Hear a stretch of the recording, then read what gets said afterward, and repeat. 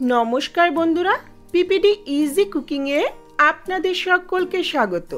আজকে নিয়ে এসেছি মায়ের হাতের সম্পূর্ণ নিরামিষ এঁচোড়ের রেসিপি। আমার আজকের রেসিপি এঁচোড় পনির বা কাঁঠাল পনির। এটি গরম ভাতের সঙ্গে এমনকি রুটি, পরোটা, লুচি, ফ্রাইড রাইস, পোলাও সব কিছুর সঙ্গে অসাধারণ লাগে। রান্নাটা হয়তো অনেকেই নিজের নিজের মতো করেন। আজকে দেখাবো আমার মা কি করে খুব ঝটপট রান্নাটা করতেন। নিরামিষ হলেও এর স্বাদ কিন্তু যে কোনো আমিষ রান্নাকেও টেক্কা দেয়। তাহলে রেসিপিটা ভালো লাগলে লাইক, কমেন্ট, শেয়ার করবেন আর চ্যানেলটাকে সাবস্ক্রাইব করে পাশে থাকবেন। চলুন তাহলে রেসিপিটা শুরু করি।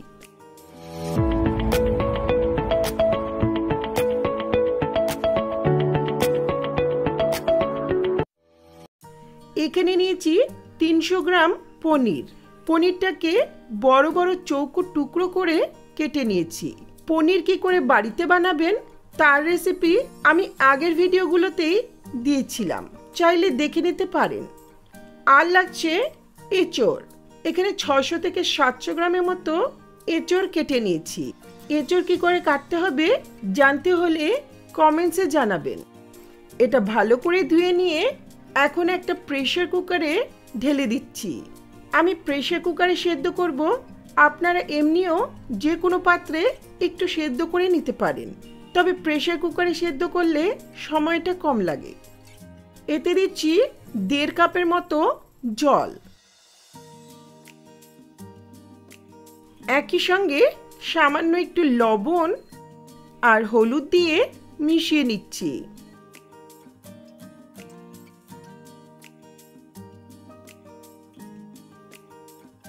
এখন ঢাকনিটি আটকে কম করে একটা সিটি দিয়ে নেব। কাঁঠালটা হালকা একটু সেদ্ধ হবে, তাই এর বেশি সিটি দেওয়ার প্রয়োজন নেই।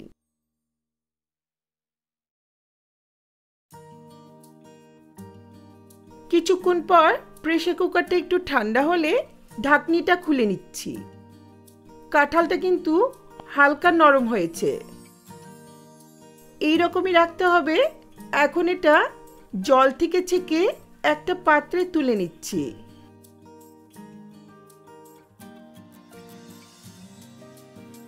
এটা তুলে এক পাশে রেখে এখন একটা পেস্ট বানিয়ে নেব। ব্লেন্ডিং জারে নিচ্ছি 3 ইঞ্চি স্লাইস করা আদা, একটা বড় সাইজের স্লাইস করা টমেটো আর স্বাদ মতো কিছু কাঁচা লঙ্কা। এখন এটা মিহি পেস্ট বানিয়ে নেব। চলে যাচ্ছি নেক্সট প্রিপারেশনে। একটা মিক্সিং বাউলে নিচ্ছি 2 কাপ মতো গরম জল। এতে দিচ্ছি 1 টিস্পুন চিনি। এটা রান্নাতে পরে ইউজ করব, তাই ভালো করে মিশিয়ে নিয়ে এক পাশে রেখে চলে যাচ্ছি রান্নার ধারে।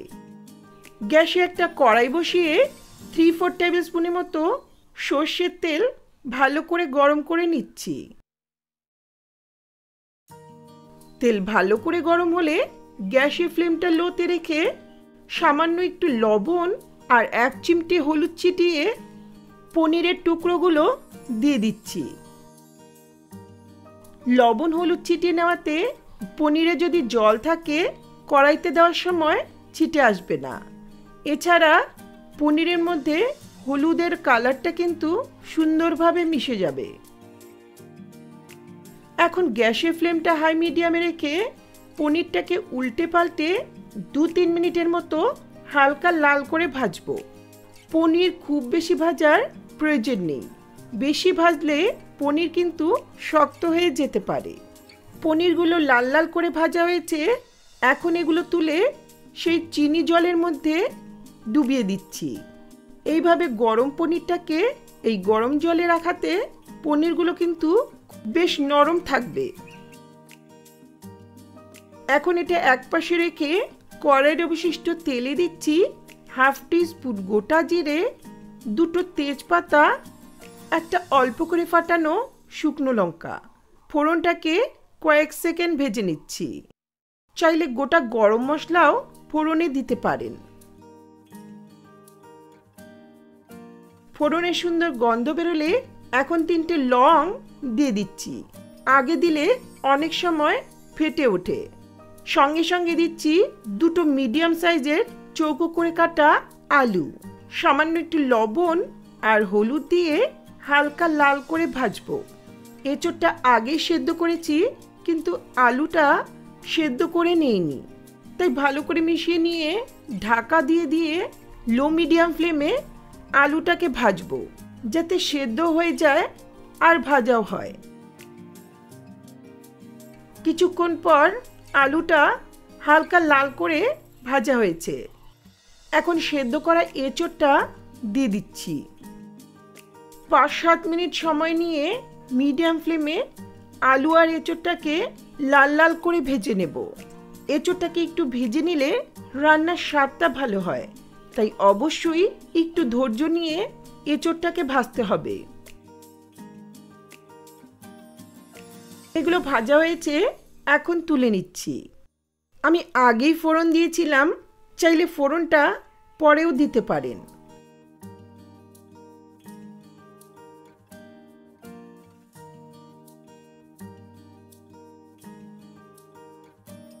এখন কড়াইতে আরও 2 টেবিল স্পুনের মতো সর্ষের তেল গরম করে নিচ্ছি।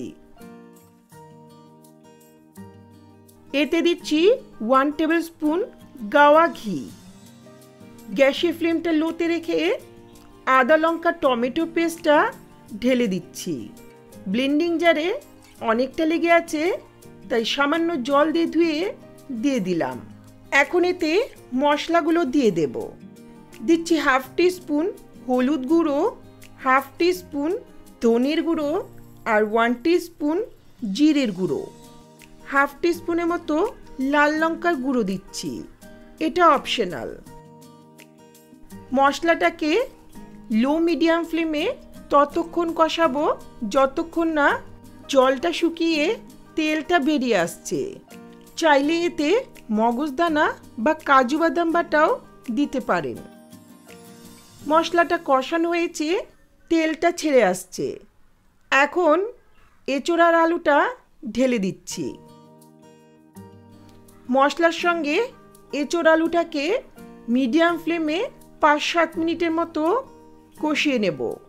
আগেই জল না দিয়ে কিছুক্ষণ সময় নিয়ে এটা কষাতে হবে। বাটা মশলা করলে রান্নার স্বাদটা কিন্তু দ্বিগুণ হবে। এটা কষানো হয়েছে, এখন পনির সমেত পনির ভেজানো জলটাও দিয়ে দিচ্ছি। আলু আর এঁচোড়টা কষাতে কষাতেই 90% মতো সেদ্ধ হয়ে গেছে, তাই পনিরটা এখনই দিয়ে দিলাম। যদি আলু সেদ্ধ হতে সময়টা বেশি লাগে তাহলে পনিরের জলটা ইউজ করবেন আর পনিরটা পরে দেবেন। আরও একটু জল লাগবে, দিচ্ছি প্রয়োজন মতো উষ্ণ গরম জল। একই সঙ্গে স্বাদ মতো লবণ। খুব ভালো করে মিশিয়ে নিচ্ছি। যেহেতু সবজিগুলো আগেই সেদ্ধ হয়েছে, খুব বেশিক্ষণ আর রান্না করার প্রয়োজন নেই। 5-7 মিনিটের মতো মিডিয়াম ফ্লেমে রান্নাটা হতে দেব। 5-7 মিনিট পর রান্নাটা হয়ে এসছে। এখন সবশেষে দিচ্ছি 1 টিস্পুন ভরে ভরে গরম মশলার গুঁড়ো। একই সঙ্গে 1 টেবিল স্পুন ঘি। গরম মশলার মধ্যে এলাচ আর দারচিনির পরিমাণটাই বেশি আছে। আর রান্না করার প্রয়োজন নেই। খুব ভালো করে মিশিয়ে নিয়ে ঢাকা দিয়ে কিছুক্ষণ স্ট্যান্ডিং টাইমে রেখে দেব।